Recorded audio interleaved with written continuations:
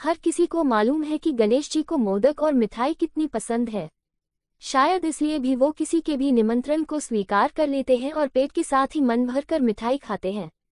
एक बार की बात है, धनपति कुबेर ने भगवान शिव और माता पार्वती को भोज पर बुलाया, लेकिन भगवान शिव ने कहा कि मैं कैलाश छोड़कर कहीं नहीं जाता हूँ और पार्वती जी ने कहा कि मैं अपने स्वामी को छोड़कर कहीं नहीं जा सकती। तब उन्होंने कहा कि आप हमारे स्थान पर गणेश को ले जाओ, वैसे भी उन्हें मिठाई और भोज बहुत पसंद आते हैं। तब कुबेर गणेश जी को अपने साथ भोज पर ले गए। वहां उन्होंने मन भरकर मिठाई और मोदक खाए। वापस आते समय कुबेर ने उन्हें मिठाई का थाल देकर विदा किया। लौटने समय चंद्रमा की चांदनी में गणेश जी अपने चूहे पर बैठकर आ रहे थे, लेकिन ज्यादा खा लेने के कारण बड़ी ही मुश्किल से अपने आप को संभाल पा रहे थे। उसी समय अचानक चूहे का पैर किसी पत्थर से लगकर डगमगाने लगा। इससे गणेशी जी चूहे के ऊपर से गिर गए और पेट ज्यादा भरा होने के कारण अपने आप को संभाल नहीं सके और मिठाइयां भी यहाँ वहां गिर गईं।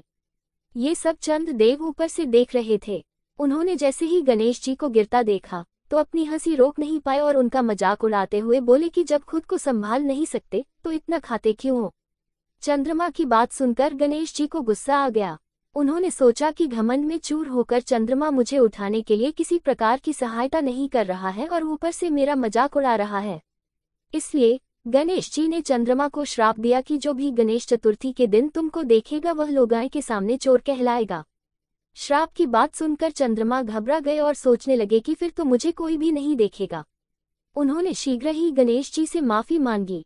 कुछ देर बाद जब गणेश जी का गुस्सा शांत हुआ तब उन्होंने कहा कि मैं श्राप तो वापस नहीं ले सकता, लेकिन तुमको एक वरदान देता हूँ कि अगर वही व्यक्ति अगली गणेश चतुर्थी को तुमको देखेगा तो उसके ऊपर से चाय होने का श्राप उतर जाएगा। तब जाकर चंद्रमा की जान में जान आई।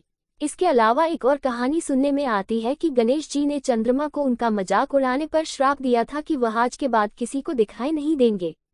चंद्रमा के माफी मांगने पर उन्होंने कहा कि मैं श्राप वापस तो नहीं ले सकता, लेकिन एक वरदान देता हूँ कि तुम माह में एक दिन किसी को भी दिखाई नहीं दोगे और माह में एक दिन पूर्ण रूप से आसमान पर दिखाई दोगे। बस तभी से चंद्रमा पूर्णिमा के दिन पूरे दिखाई देते हैं और अमावस के दिन नजर नहीं आते। अगर आपको मेरा ये वीडियो पसंद आया हो तो उसे लाइक, सब्सक्राइब, कमेंट, शेयर जरूर कीजिए।